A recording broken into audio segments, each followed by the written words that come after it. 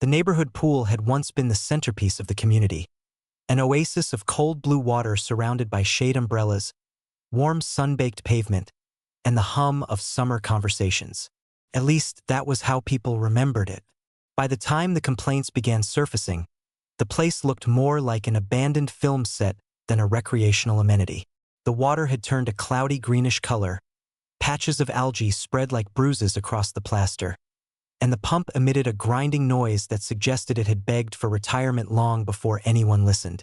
Every resident could see the deterioration. Every resident asked the HOA board about it, and every time the board repeated the same limp explanation. Repairs were coming soon, paperwork was being finalized, bids were being collected, and patience was appreciated.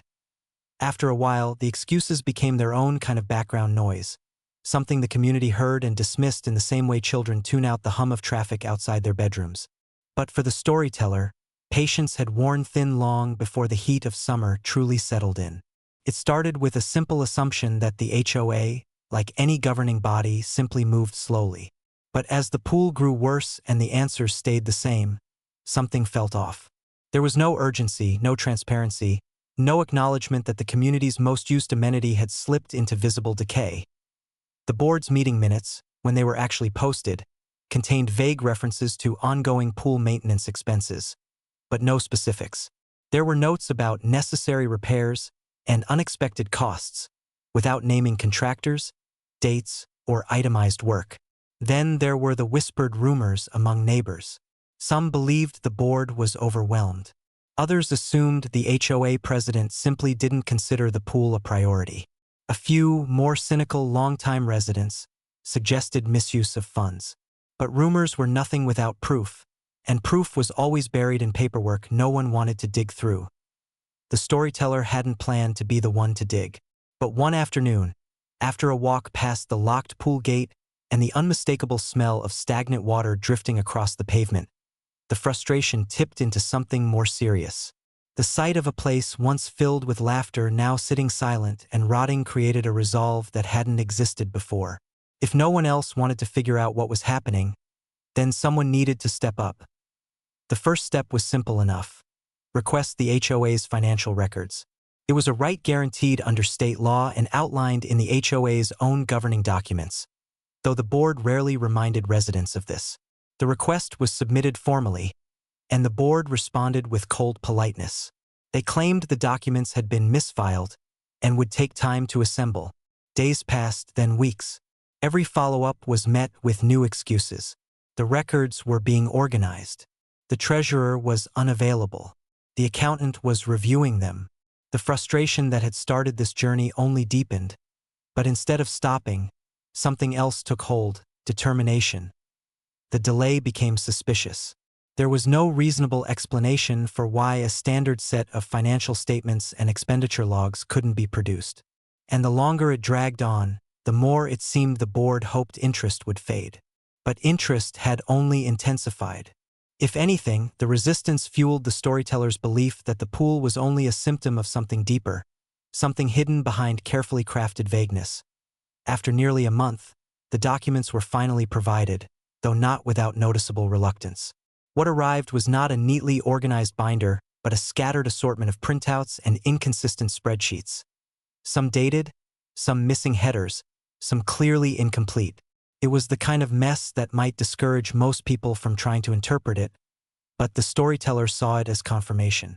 Whoever handled the finances either lacked competence or wanted the numbers to be difficult to follow.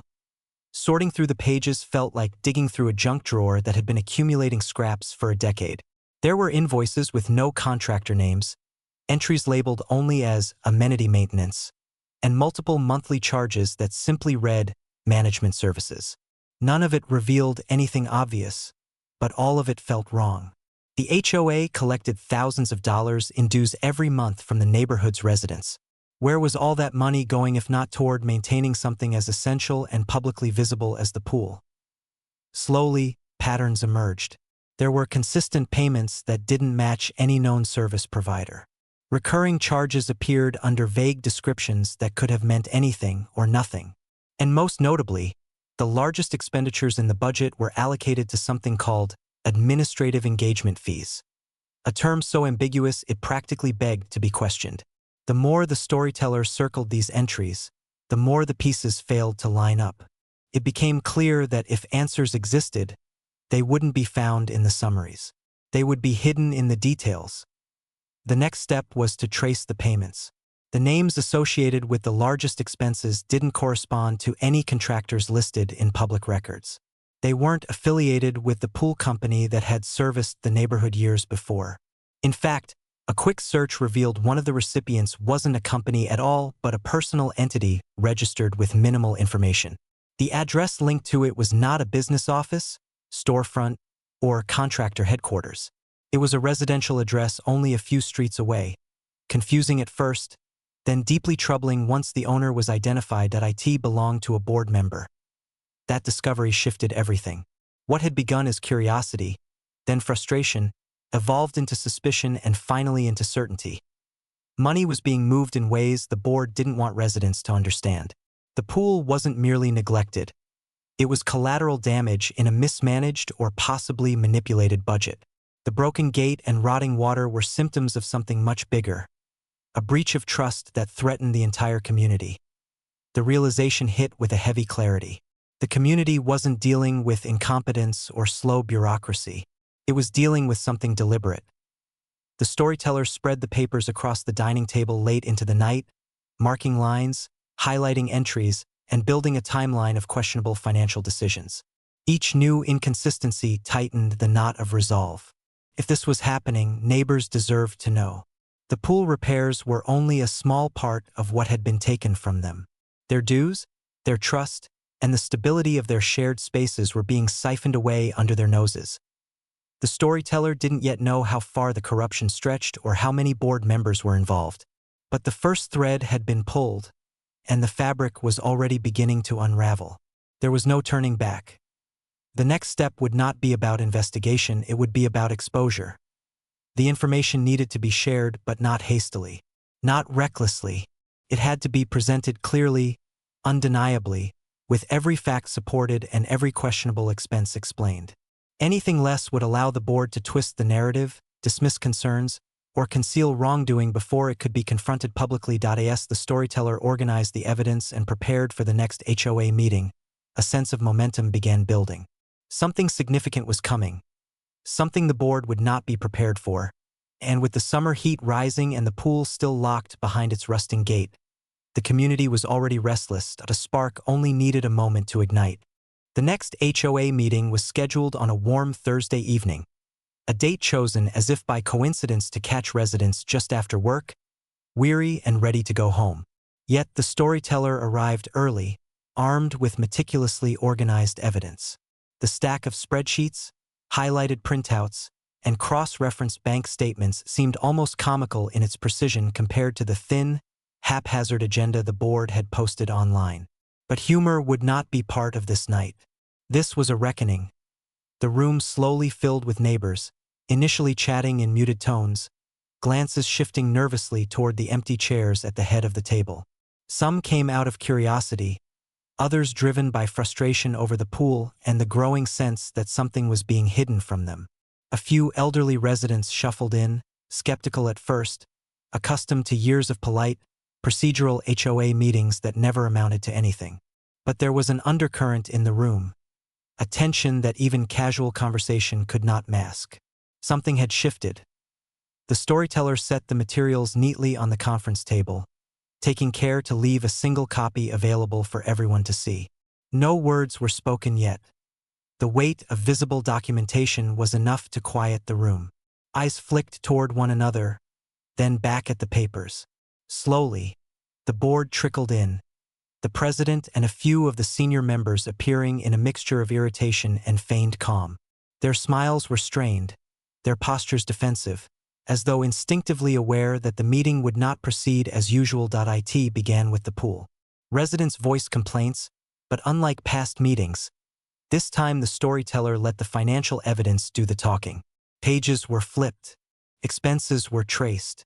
Large sums labeled as administrative engagement fees and miscellaneous management costs were shown, alongside the addresses and names of individuals receiving the payments.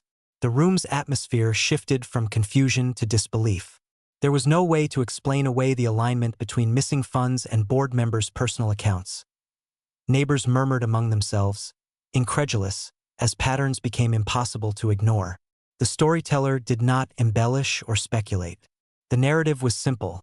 Funds meant for the community, funds collected from every resident, had been funneled away under the guise of legitimate expenses.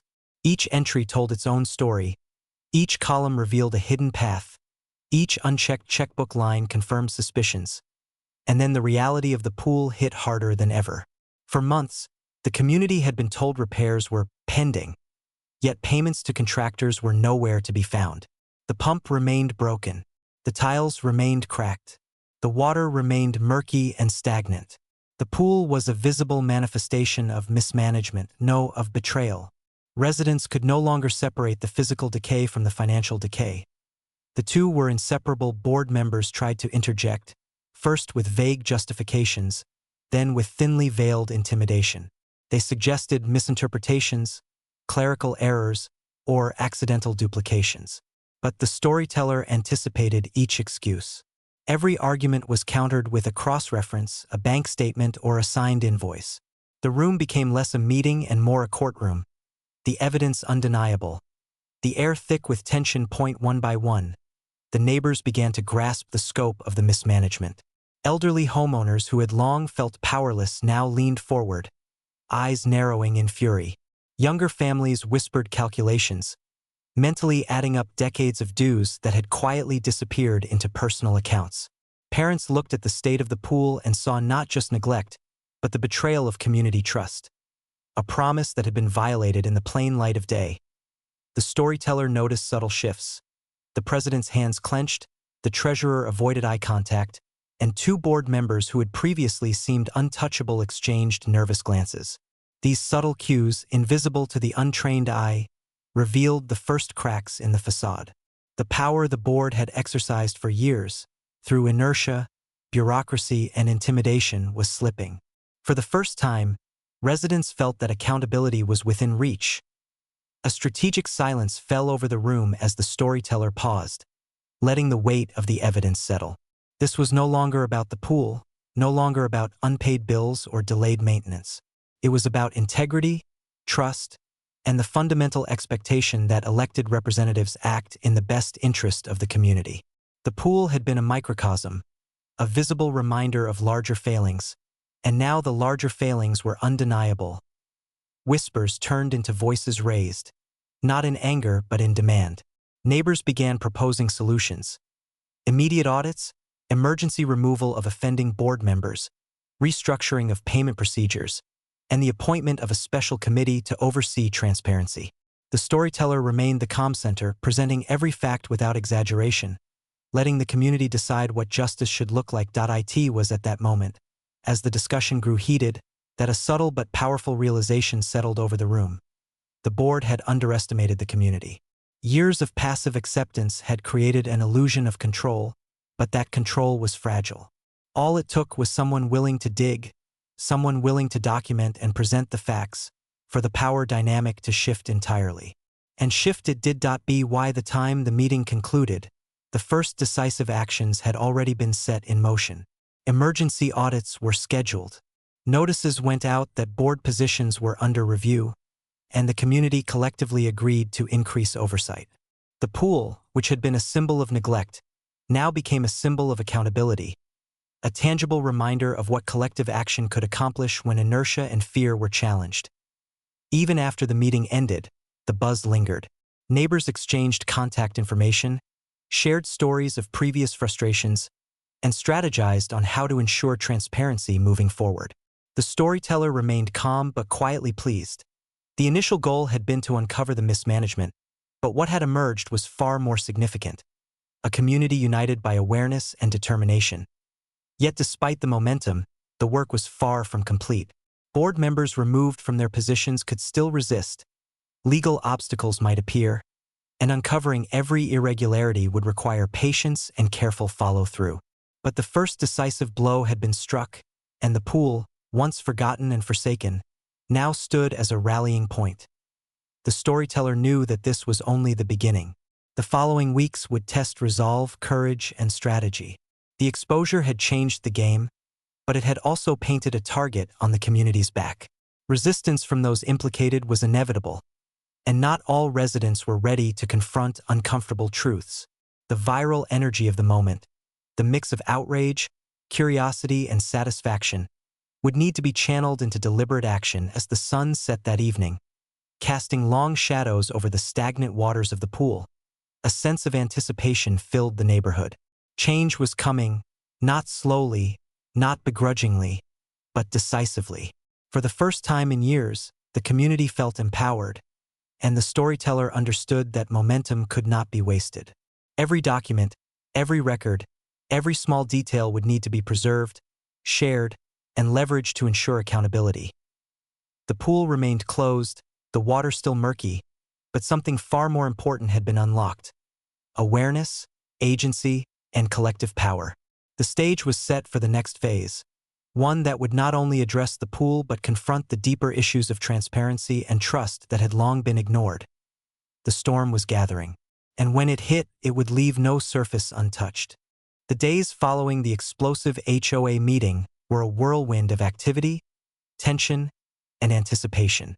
The neighborhood, once accustomed to quiet compliance, had become a hub of organized vigilance. Residents who had barely exchanged nods on morning walks were now communicating constantly, comparing notes, sharing observations, and coordinating strategies. Social media groups dedicated to documenting the board's mismanagement sprang to life, complete with scanned invoices, highlighted bank statements, and detailed analyses of the questionable expenditures. The storyteller watched quietly, coordinating, verifying, and ensuring that every claim could be substantiated. The HOA board, once the unquestioned authority of the community, now operated under a microscope. Every email, every phone call, and every small decision was scrutinized by a community that had tasted empowerment. The president and the treasurer attempted to justify their actions, citing vague administrative policies and citing procedural loopholes. But by now, the residents were no longer placated by bureaucratic language. The spreadsheets, invoices, and documented transfers left little room for evasion. Each attempt at explanation only deepened suspicion and amplified outrage. Meanwhile, the pool remained closed, a stark visual reminder of the consequences of mismanagement. Parents brought their children to the gate, pointing to the algae-covered water as they explained why it had been neglected for so long. Teenagers who had once considered the pool their weekend retreat now saw it as a symbol of betrayal. Its decay mirrored the disintegration of trust in the HOA, and in the way it did so, it became a rallying symbol. Residents photographed it, shared videos online, and even made short compilations comparing past summers of joy to the present decay. The images went viral locally, attracting attention from neighboring communities and amplifying pressure on the board. The first wave of official action came in the form of emergency audits, conducted by independent accountants hired by a newly formed residents' oversight committee. These audits dug even deeper than the initial investigation, tracing funds across multiple accounts, revealing additional irregularities, and confirming what had long been suspected. The largest discrepancies pointed directly to several board members, including the president, treasurer, and a long-standing member who had handled contracts. Their misappropriations were both personal and systematic, indicating a level of planning that shocked the community. Public pressure built rapidly. Notices were posted around the neighborhood announcing emergency community votes for board removal. The storyteller and a core team of residents meticulously organized these meetings, ensuring legal compliance and transparency.